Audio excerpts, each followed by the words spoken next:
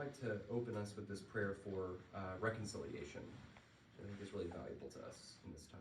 Let us pray. Where there is separation, there is pain. And where there is pain, there is story. And where there is story, there is understanding and misunderstanding, listening and not listening. May we, separated peoples, estranged strangers, unfriended families, divided communities, may we turn toward each other and turn toward our stories with understanding and listening, with argument and acceptance, with challenge, change, and consolation. Because if God is to be found, God will be found in the space between. Amen. All right. Well, hopefully, if you hadn't already gotten a copy last week, hopefully you got a copy of our book. At this point, we have a few others floating around. Is the one on the table here unclaimed still? It's unclaimed. Have a look at it, and again, we'll try to navigate our conversation in such a way that even if you haven't had a chance to look at readings this week, we can chat together a little bit. I'll give you a heads up that I don't have a printout of my notes for today's discussion, so I'm looking at them on my phone. I'm not checking Facebook, but I just always want to give advance notice about that.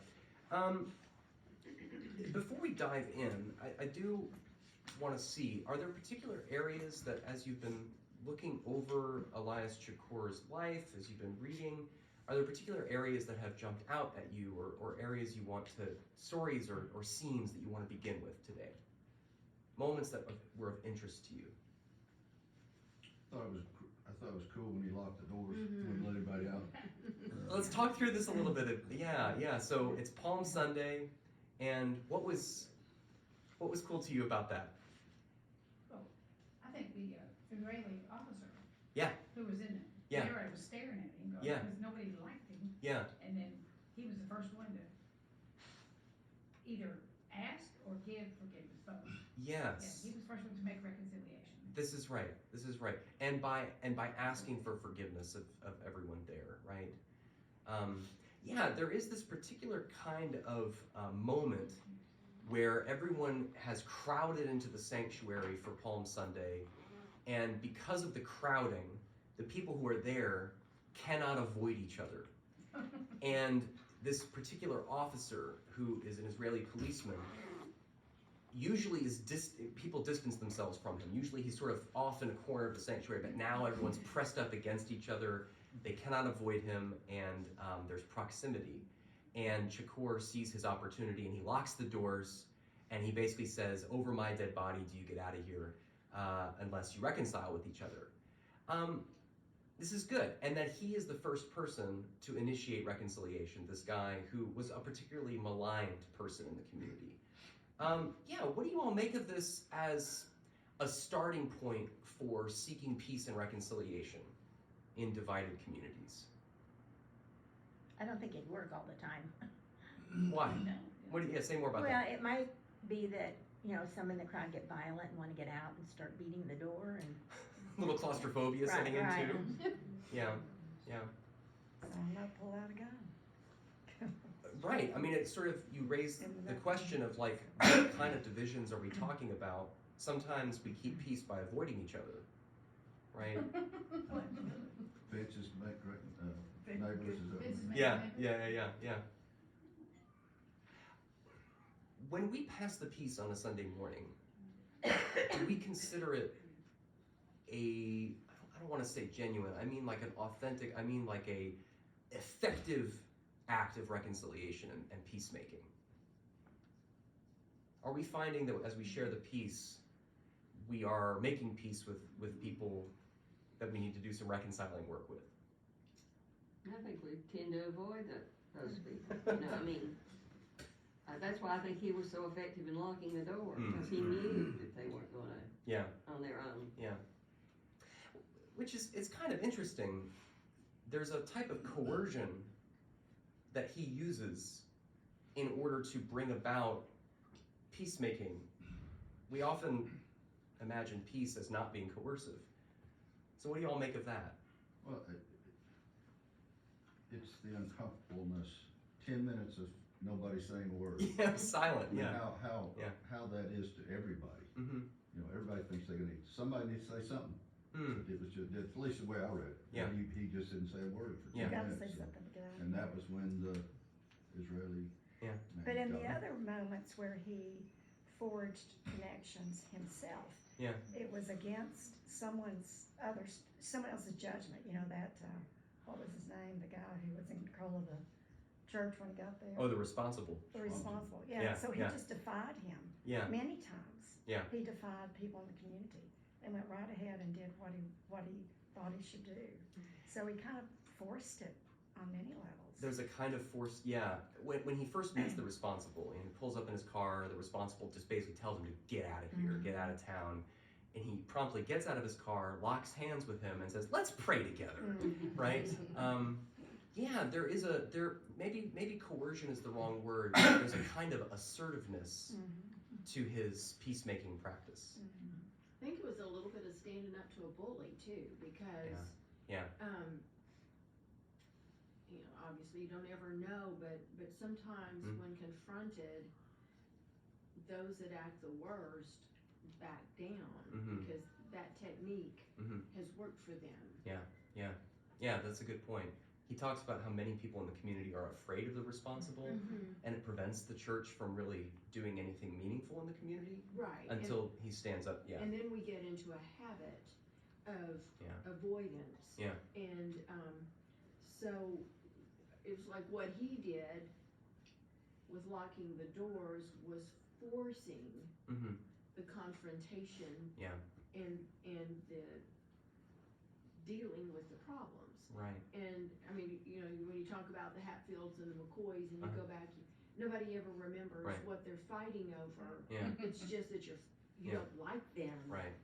The fight breeds the fight. Mm-hmm. Yeah. Dave, as I recall, the responsible was at the back of the church where that door was locked, Mm-hmm. and he could have done something right then, but he did nothing. I think his steadfastness from the time he got there, it was Mhm. like this. Yeah. He could have been a calming influence. I don't remember the timeline, Mm-hmm. Mm-hmm. but That's hard too. He jumps around. a lot. right, he does. But the steadfastness of his consistent peacefulness, Mm-hmm. they respected him, Mhm. even though they didn't like him. Some of them, I think they respected him, which may have kept him from opening that door. You're right. I hadn't thought of that. That's a good point. Well, let me pivot a little bit here because this was a question that we sort of left last week's discussion with, and I think is useful to open this week's with. And that's, what is the importance of starting the work of peacemaking within the church walls? Right, because we sort of came to this conversation into this book because of what's going on in Israel-Palestine today. And when we talk about peacemaking in the land today, we might be imagining making peace between people of Jewish faith and Muslim faith or Christian faith, people of Palestinian or Israeli nationality. There's lots of different ways you can cut this, but here we are beginning, and Shakur's work, life and work does get to that, but it begins with conversations among Christians, and in some cases among Christians that we may be very unfamiliar with in terms of the Melkite Catholic Church or the Greek Orthodox Church. So let's begin again there and consider, why is it important maybe? What might we learn about peacemaking in the world more broadly by beginning with peacemaking in the church? Why is that an important starting point? Why start in the church walls, locking the church doors on Palm Sunday before really even exploring anything else? Well, I think with peacemaking, you have to start with something in common. Mm. And if it's too broad of a group, there's, you know, if you don't live in the same country, if you know, you don't have the same culture, Mm-hmm. that's a pretty big divide. But if you live in that community, Mm-hmm. you know, and you know each other, you may not like each other, but you know each other, but that's some kind of common ground to start with. And you begin to see their point of view Uh-huh. rather than just yours. Yeah. Is it harder to reconcile with an enemy you know really well or one that you don't know at all? Oh, I think one you know really well, How come? because you may understand their motive, and you may understand what their bottom line is a little better, and you may be more afraid of it. Yeah, I mean, But you gotta keep your enemies close so you know. that's right. Then they're So bad. sometimes you marry them, right? Oh. Well, right, but this is sort of like the issue of, you know, you might find folks who can be incredibly civil in a lot of stressful situations, but then you put them at the Thanksgiving table with their own family, Oh, right? And why is that often so much harder? And what do we learn about the work of peacemaking through that process of starting with making peace with the folks we've known our whole lives, who we might have the most beef with? There's so much at risk. How come? What's at risk? Yeah. The very relationship itself. Uh-huh. We have well, I'm speaking from a personal perspective. Oh, it was my Thanksgiving table I was thinking about. Yeah. Just afraid to say some of the things that need to be said because of the fear of being shut out of the relationship. Mm-hmm. Sometimes we might have found a kind of peace we can live with for a long period of time that gives us some semblance of a relationship. You disturb it a little bit by challenging it, by testing it, by calling for something more, and the whole thing could vanish, right? And when that person or persons are someone that you love dearly, and the thought of no relationship is almost unthinkable. And so we settle. You know where the line in the sand is. At least you know where it is, right? Yeah. And this sort of gets to the question of the nature of the relationship, and in terms of who's in church on this Palm Sunday, right? He's looking out at his congregation, and he is aware of all of the antagonism that's already there. And by locking the door, he forces them to deal with the tension that's already there. It's sort of a creating of tension, but in one way, it's also just acknowledging the tension. And finally saying, look, there's an elephant in the room, let's talk about it. So I'll ask one more time, what might we learn from the process of doing that in-house before we try to go out of house and be looking at interreligious or intercultural reconciliation? What do we learn from doing that among ourselves first? Or what might we learn? I think it's just about loving people in spite of their foibles and in spite of ours, in spite of our differences, and just learning to love unconditionally and trying to take that outside of our little box and just, I don't know, try to look past the differences. I mean, that was really eloquent. There's a lot of really full terminology you just used there, like unconditional love. Did you say looking beyond our differences? Well, You have to. looking inside our differences and then looking beyond our differences. Yeah. We've got an election year coming up. Oh, you want him to go right to it. Yeah. And some families, like mine, the people that you adore, we're like poles apart. Yeah. There's no common ground. This person refused to get any kind of COVID shots Right. and was in the hospital and almost died and still doesn't renounce stupidity. Right. So I'm just like, what? Yeah. Well, and so like let's test this concept of common ground even too, and especially in terms of place. Like take that word ground literally, and think about what it looks like to work out peace and reconciliation on common ground, right? Where you're actually living in the same places, and you might not think at all alike, but you quite literally do share common ground. You walk on it. Let me take you to February 1968. Tet Offensive, Vietnam, the Americal Division, modified MASH unit, Hmm. my medical unit. We were in a church, there with the Arbands, with the Montagnards, and the Montagnard leprosies, the leprosarium, and they had a faith thing there.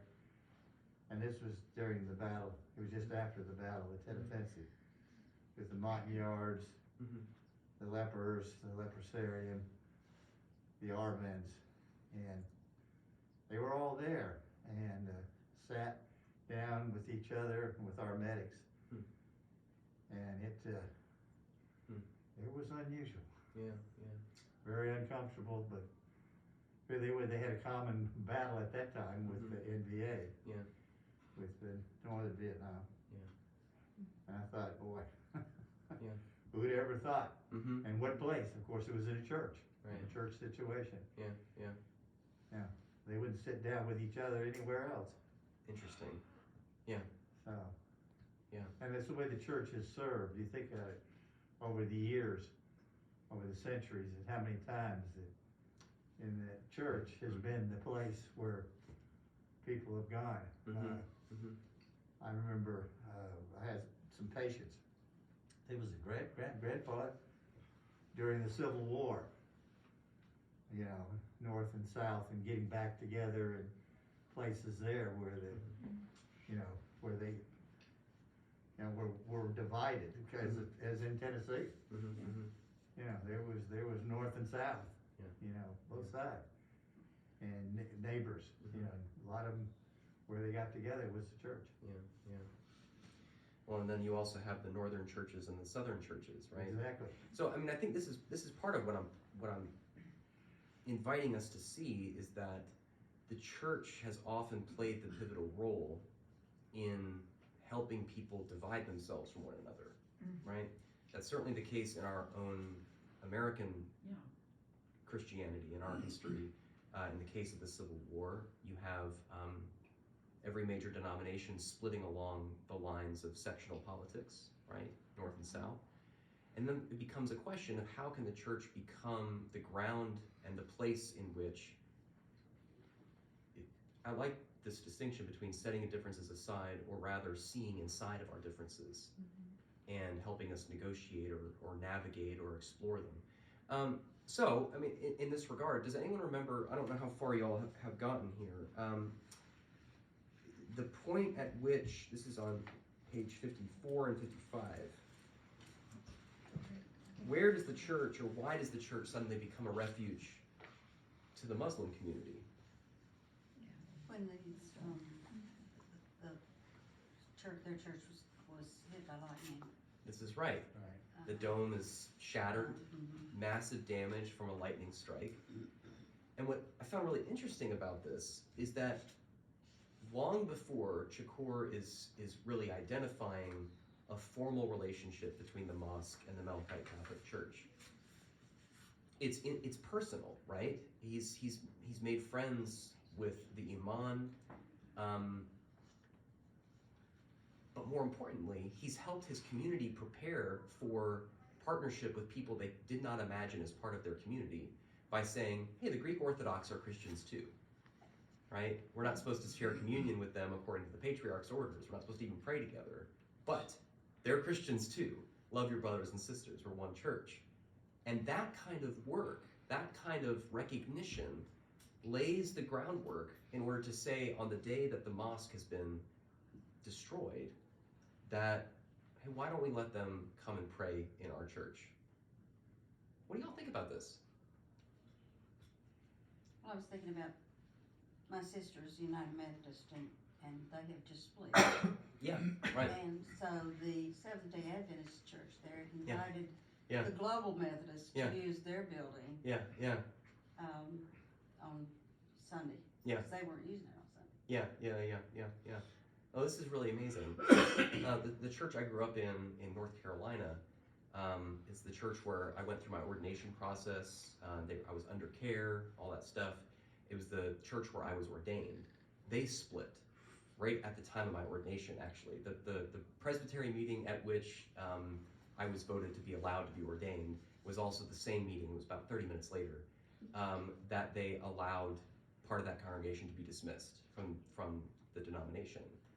And then the group that stayed part of the PCUSA, no longer in their building, but they found refuge in the United Church of Christ down the road, where they continue to meet. And so you find this way that places become places of refuge, places of peacemaking, places of navigating reconciliation. Put yourself in the position of Elias Chacour's congregation and think about this seriously. What would it look like if we became aware here in Knoxville that the mosque in town was no longer usable because of a natural disaster, and they needed a place to pray, and we said, you can pray in Lake Hills in Lake Hills Sanctuary. Sit with that for a moment and interrogate your responses and your reactions to that. What comes up for you? I'd be fine with it. Who are they praying to? Well, let's talk about it. Right? I mean, these are the questions that come up for us and lay at the heart of the practice of peacemaking and reconciliation. It's questions of theology, right? So what do we do? What do we think? Aren't they praying to the same God? They have the same common patriarch, Abraham. So one way of mapping this out is looking at, I've heard it said that the division between Christianity and Judaism was the first schism in church history. And there are some ways of mapping church history that sees Islam as also part of that fracturing of faith traditions. You can look at Protestants and Catholics, and you can also think of Christians and Muslims. That's one way of looking at it. Are there others? I just think there's a general attitude of fear toward Muslims in general, because the radicalized ones. And that might be a good way to disseminate or gain more of an understanding. Right. For to join together like they do in the youth group. Yeah. So Seeds of Abraham helps to generate a setting in which people can get to know one another and learn about one another's faith traditions and personal lives, and helps to dispel a lot of the assumptions that we make about one another. I think one of the best things this church does is when the youth group works with the Jewish children, youth, for a common goal. Right. I don't think once a year though makes that big of a difference. Did you hang out with the kids from the other churches? Did you? I remember last year when we put the bags together for the homeless, we did it with them. We got to talk to them. It was good. That's good. That's good. Did that make you feel any different about Jewish people? I mean, I've never had a problem with them ever. Okay. But it was good to have a personal experience with them, with Jewish kids. I think we tend to run from that which we do not know, and so then it's much easier to demonize them, because if you keep them here, you're not looking at them in their eyes and seeing them as another human being. Right. So when you are forced With locked doors. with locked doors to do that, then you've got to confront what it is within you that is barring them from being your neighbor. All right, so one way of looking at this is that often through exposure, through conversation, through shared experiences, we learn things about someone else who, up to this point, we've seen as different, other, alien, whatever, and it humanizes them, right? And we are like, oh gosh, okay, what do we learn about ourselves through that process? Or what can change about our own perceptions through those kinds of relationships and conversations? Not only what we're learning about others, but what happens to our own sense of, our own theology, or our own sense of self? It opens us up. It makes us feel more connected to the world in general. And what it doesn't, it erases a lot of the fears that you have of the unknown. Because scratch almost everything and people are people, pretty much. Including us. Yeah. Well, Right? when we lived in Texas, we had Israelis that came over to learn trickle irrigation. Yeah. And by the way, when you hear about all the water problems that we have, fries my taters, because really, we know how to master trickle irrigation, and there's no reason why everybody in the world can't have crops. Anyway, these guys, they were so open and so funny, and we would talk about differences in our cultures. For example, in Israel, when you have a new baby, there's no big deal made of whether it's a boy or a girl, and there's no color. Yeah. There's no blue and pink, and you know that around the turn of the century, boys wore pink and girls wore blue. Yeah. So, you know, I don't know why that changed, and I don't give a rat's nest. At any rate, they were just astounded that when you went shopping for baby clothes for a new baby, there were sex differences. They just thought that was the oddest thing. Yeah, a baby's a baby. I'd never even thought about that before, but they opened my eyes in a lot of ways. That they were warm, they were inviting, they wanted to know everything. They were like puppy dogs, wanting to know, why do you do this way? What did that? Okay, just stop, slow down. We can do this. But they were wonderful people to work with, and they were curious, insatiably curious. They wanted to know everything about our culture, and they made the most of being in a different spot. And I found myself thinking, if I were in their shoes, would I be as open to everything as they are? And I know that I would, at that time in my life, I would not have been. Different thing, you know, we change. But getting to know them was one of the best things that ever happened to me. It's interesting how someone else's curiosity can help us become more curious, not only about them, but also about ourselves. Yes.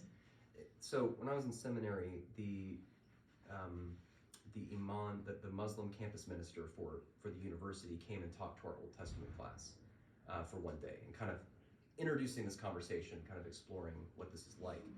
And up to this point, I had been relatively closed off in some ways to ecumenical conversations, because my assumption was that ecumenical conversations often ended with, we all are basically the same and our differences don't matter, and so like, let's get on with it. The problem with that is, like, we have to honor differences. And they don't have to divide us in violent ways, but let's be honest about where we're coming from. And something that I so appreciated about this Muslim campus minister is he came in saying exactly that. He's like, I'm not interested in you abandoning your tradition or me abandoning mine, but us standing together to actually see what makes us really different. And to explore that together.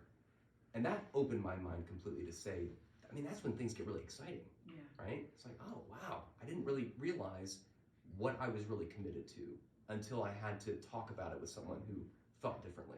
And to explore that together. Okay, so where does, we'll transition here in a moment, but where does this kind of leave us with thinking through how we navigate some of these differences together and where we start with them? Sometimes you have to take baby steps to make something happen. And like, if the locked church was successful, then they can think, well, that wasn't so hard. I was able to do that. Maybe I could do it again. On a little bit higher level, a little more threatening. And just know I had a history of being successful on this, so maybe it could happen again. That's it. You nailed it, right? Like, we start, in some cases, small, even if it feels huge. And we learn from that process about how to make peace with those at whom we were at odds, conflicts, navigating differences. We learn from that experience. Do you think God told him to do that? Where did he get the idea to risk that? I think that's the conversation. Let's look to this section. It's the Palm Sunday Prisoners is the name of the chapter. So let's see. This is on pages 28, 29 and following. I'm trying to look back here. he's looking around, he's taking it in. I mean, so part of this is being observant, and he's been aware of the tensions that are all there.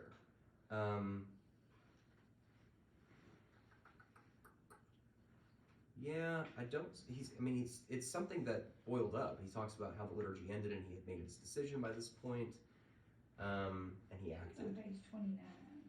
Where he talks about the decision? No, there's a prayer. It's the italicized. Do I leave them Yeah. to their own devices? Do I challenge them? Yeah. He's raising these questions in prayer, right? Oh God, help me, help these Right people. before the service. Yeah. I remember it. And you make a decision in the service. Yeah.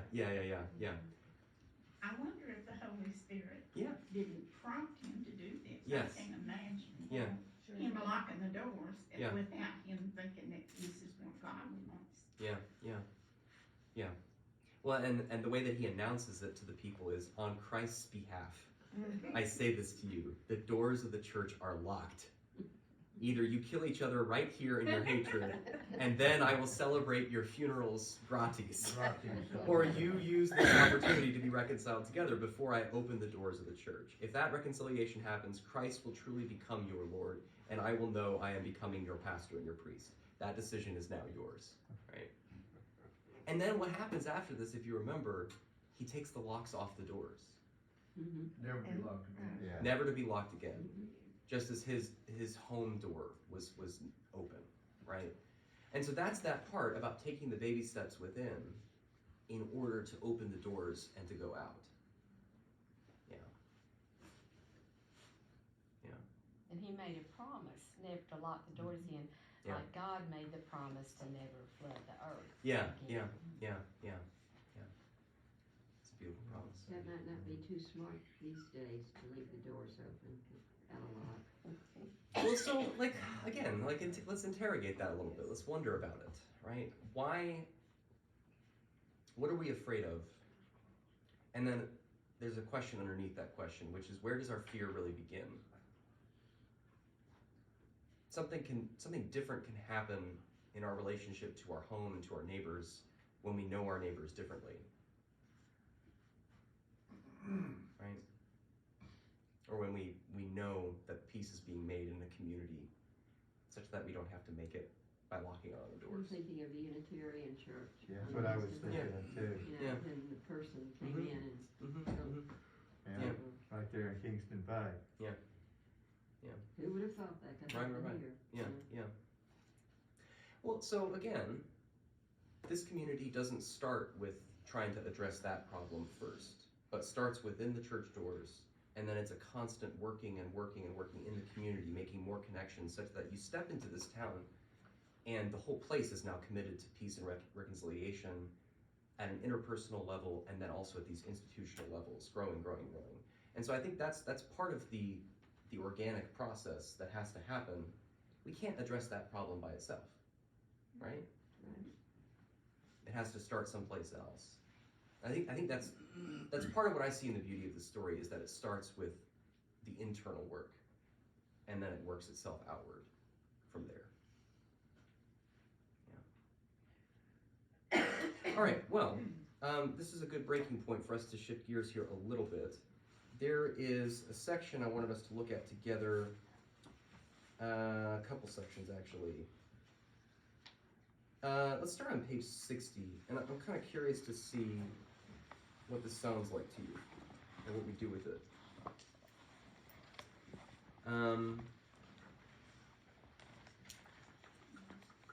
So he starts to introduce, he's mentioned it a few times, but he talks about this myth of an empty land and myth of a wasted land. Does anyone remember what he's talking about with this and what work that mythology does? Yeah, he was talking about, that there's, it's a false, it's one of those things that aren't true, that and I thought this too.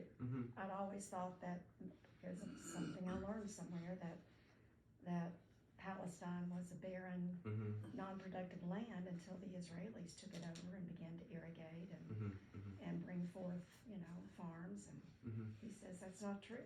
That it was a different system of irrigation that the Palestinians for generations had cultivated and cared for that land. Yeah, many of the So trees. where do we get that? Yeah. Well, that's a whole set of questions, isn't it? Well, where do those myths come from? There is several groups though in that area that are nomadic. I'm reading a, okay, my mind just went blank. Don's book. Anyway. We read about 3 books at the same time. Oh, that's a classic. Yeah. My mind is just Ledbetter. Ledbetter. Ron Ledbetter. Anybody know Ron Ledbetter? Ron Ledbetter works in DC. Oh, right. Yeah, I know the name. I'm reading his book of travel. He's been over there a lot. Yeah, He's done a yeah. lot of things. Sure. You should read that book. Yeah. It's about yay thick. but Cool. It's got some About things. 25 years of traveling. Yeah. Unaccompanied in some cases. Yeah. Russia. Yeah. Lebanon. Yeah. Turkey. He's written a book Pretty about, interesting. the Ark. He thinks he's been there, stuff Yeah. like that. Yeah. But he was going to go to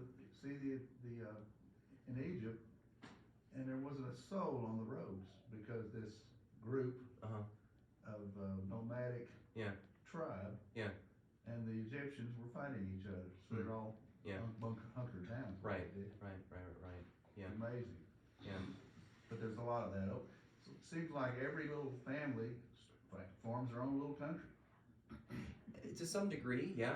That's one form of political organization. It's sort of built around kinship networks and forming alliances and connections on that kind of scale too.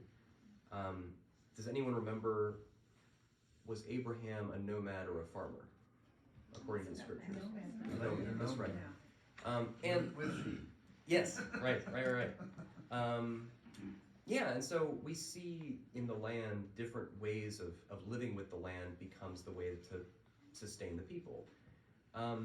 So before we kind of interrogate kind of where a myth comes from, why don't we kind of explore what does the myth do?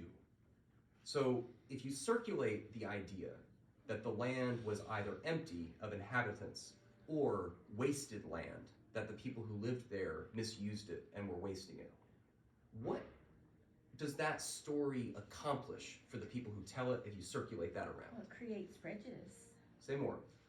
Well, I mean, if you think, well, they weren't taking care of it, and Then what? then they don't deserve to keep it. So it And then what? justifies, it justifies. Yeah, you can take it. Okay, so this is important. Has anyone heard a myth like this told about another land before? Have you ever heard this kind of a story circulated about a place that wasn't Israel, Palestine, but another place? Manifest Destiny in the U.S. Absolutely. There it is. Yes. Yep, savages. And precisely because there were often native people who did not farm in traditional European ways, but were nomadic, but following the migrations of the game that they hunted, or moving as the seasons changed to lands that were more productive for them. And so this is kind of important to have in mind, these types of connections, that there are these myths that get circulated that justify certain kinds of settling and certain kinds of relationships. I want to point to another one here. So this is on 61, just on the other page. And again, I want to invite us to wonder, does this sound familiar? It's the second paragraph. Although the Palestinians inside Israel were Israeli citizens, it was second and third class citizenship. Many rights and privileges belonging to Jewish Israelis were usually denied to Arab Israelis, including the right to equal education, housing, jobs, and social and recreational facilities. The goal seemed to be the isolation and dependence of the Arabs inside Israel. Sounds like Jim Crow laws. So, what do we do with these kinds of echoes and resonances? How do we explore this together? How do we think about this? How does this become productive for us as we navigate these complex histories? I think there's kind of an arrogance involved in that everybody's got to do things the way we do them, or they're not doing them right. And when our cultures intersect, like we did with the Native Americans, we tried to make them white instead of respecting their traditions and their ways of living. I think we do that a lot in the church as well. So that if they don't pray the way we do or worship the way we do, then it's not right because we do it right. I started getting really uncomfortable in chapter 8 because I to that point, it seemed like he had been just unifying people and shared a little bit of the history, but when he started talking about the villages had no right to communication with other villages. No government assistance, and that the Israelis confiscated their farmland. I started going, oh my gosh, no wonder there's like that tension and that bitterness. And I don't think I had really, I had not explored the history enough to know that those things had gone on. So sad. Well, and they even bombed the village. That's hearing about his home village of Iran, right? They had made appeals through their courts and been granted rights of return, and that the Zionist military there destroyed the town before they could come back and said, fine, you can have it now, right? They're 1,000 and 2,000-year-old trees. Right. It's crazy. Now, here's the question. Is there another part of the story that we're missing? Or is there something else to think through as we look at this? Well, there's two sides to the story. I mean, I do believe that the Israelis deserve the homeland. I just don't know why they have to be so, I don't know. Aggressive. Yeah, I don't get that. Does it go back to the war? Which one? Well, Yeah. the persecution of the Jewish people in World War II, and they thought they were owed it because of the way they were treated. And the world is with them on this. The United States, definitely. And they are willing to overlook an awful lot of atrocities because of World War II. And we have a lot of collective guilt. We turned away ships, All right, so this is the part, all right, I'm looking at our time here. On 67, this is the start of chapter 9, sort of opens a really interesting story. His health is failing because of what he's gone through, and eventually he leaves town and goes and teaches in Geneva for a year before he comes back. But in the context of this chapter, he hasn't always put things so clearly, but here he does. He even uses bullet points. So on 67 and 68, I want to kind of look through this together and kind of sit with it, because I think if there's one thing we desperately need in this conversation as a society is nuance and complexity and holding together multiple claims at once, which is one of the hardest things, but it's to the prayer this morning, if there's going to be hope, it's in the space between, right? So let's look at this. So on 67, he says, I knew of the suffering the Jewish people had experienced in Europe during the Second World War, how they had been without a homeland for nearly 1,900 years, and that our land of Palestine had been home to them before the Romans drove them out. But I also knew other things, that my Palestinian ancestors had been in this land before the Iraqi Gentile Abraham arrived 20 centuries before Christ, that Jews and Gentiles alike had been in this land when Jesus of Nazareth lived here, easily noted in all the gospel accounts, that my ancestors, like the Jews, had loved and cherished this land, planting their olive and fig trees that still nourished us 20 centuries later, after Jesus Christ had walked in these paths and fields, and that we as Palestinians had not been responsible for the suffering of the Jews in Europe, and yet we were the ones who were chased out of our land and made to suffer so the world could soothe its conscience and pretend to repair the evil done against the Jews. And this is the bit. I did not begrudge a home to the Jews, as my father and our friends and relatives in Iran had often said, Ahlan wa salam. Welcome to our home, our Jewish friends. We love to have you here as our neighbors and compatriots. We sorrow with you in your pain and rejoice in your freedom. But that welcome does not entitle you to take our lands and villages away from us, to threaten us and even kill our people, to become lord and master over us, consigning us to slavery, dispossession, and non-existence. Come, let us be brothers and sisters together in this beautiful land, in which all of us have history and roots. There is room enough for all of us. Aren't we the co-persecuted brothers and sisters? So what sticks out to you here? How do we sit with this? room for all of us, though. It's a very small piece of ground. It's about the size of New Jersey. Jeepers. Yep. Even if you're on best terms with someone, that closeness can become suffocating sometimes. Like when someone locks the doors of a church. Sort of.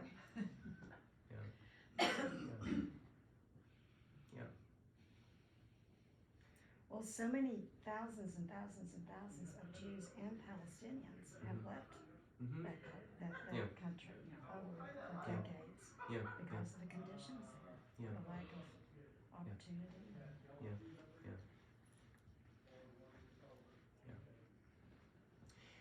So, what do you all make of his kind of narration of events here in terms of both groups have experienced persecution, both have been displaced, both have claims to the land?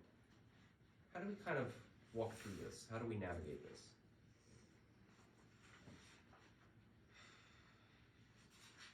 Well, an outside entity started all this in 1948. And then here's what Truman said: you can't move 5 or 6 million people out of a country and fill it up with 5 or 6 million more and expect both sets of them to be pleased. And it's not like we offered to give the Jews a home in South Dakota or somewhere. You know, we were willing to support this as long as it wasn't us in our country. And, I mean, hold together, I think that sentiment's exactly right, but the other one that's also right is the profound guilt in the face of What had happened. atrocity, right? What had happened. And it's like, what can, I mean, Right? Do something, what is it? exactly, yeah. And so then we create a situation in which another group will suffer the consequences of not enough space. And there's a third group, the Arabs. Right. So, and we're not studying that, I'm not sure how that's going. Yeah. Evidently it's not going well because they can't get out and go to the race, go to Jordan. Right. None of them will take them. And that's another issue. This is another thing. So those, today, the ones who want to leave are not able, from what I understand. Yeah. Now, I am not a political, I don't read everything, but from what I understand, they can't leave. This is another piece that's crucial to understand is that Palestinians themselves are often lumped in with Arabs, but they're often marginalized from other, I mean, it's all the different little groups, yeah. and they're not so little, but bigger groups, and maybe we say little, just as a relative term. It's a lot, it's a lot more than anybody can solve, I think. Which is an important starting point.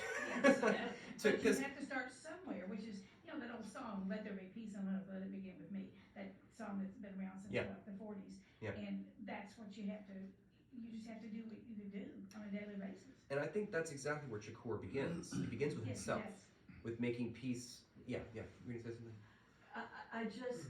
I keep wondering where does the biblical account of God's promise of the land to the Jews, how does that fit into the whole picture? I know the Jews fits in well. I mean, I know what the Jews believe, but the Palestinians, that's not theirs, and so how is that resolved? But in the Old Testament, regardless of who was there, if God told the Jews that was their place, that was their place. Right. And there was no one around to say, oh, those poor people who got run out. No. So what do we do today with that information? Exodus 6:7. Dave. Hang on, we got multiple folks. What were you saying? I just looked it up, Exodus 6:7. Right. Says, I mean, I will take you as my own people and I will be your God. I think that's the final promise to Israel. And I don't know how that fits in, I just looked it up. Dave, I had a discussion with Mike Holmes, and I think you all know who Mike is. Mike who? Mike Holmes. Clyde's oldest son, who is a retired 4-star general of the Air Force. And I asked him in a casual conversation at my house, can you explain to me the Israeli-Palestinian issue? What is it? And I'm looking for history. I'm thinking, here's how you want to get it from a military standpoint. And Mike's response to that was very simple. He said, it was inevitable when there was refusal to accept 2 states. This fighting today was inevitable. Period. Now, Whose refusal to accept 2 states? He didn't comment. I mean. That was it. And I'm sitting there thinking, you go back to 1948 or early in the 20th century than that, and who didn't accept it? Who who was the At country our- that at our- didn't, Yeah. who took the land. Yeah. Yeah. But and that was a hush. Terrified. That was it. Right. Blank. Yeah. And I keep thinking every time that we're talking about this, Yeah. Mike's statement from the military, of course, that's a military standard. Sure. Yeah. Yeah. What does it take to reconcile them? Mm-hmm. I think Mike is probably right. And then I read today, 7,700 children have been killed since October 7th. Yeah. So, I'm not trying to cop out from the questions that have been raised, but we are out of time. And so I think the two things we want to carry with us going forward are the history of the conflict and what would it actually take to make for a lasting peace. And then the other is a fine one to raise about how we interpret this biblically with our sacred texts. How do we understand the situation? There's multiple layers to that. So let's leave those as questions raised because there's a lot more to say. Thank you all for your. I'm enjoying this good. Good, I'm glad. It's a fun one. So we'll continue on. Yeah, we're aiming for, I guess, chapters 11 through 15 for next week if we can. But again, we can always circle back to things that come up for you as they come up.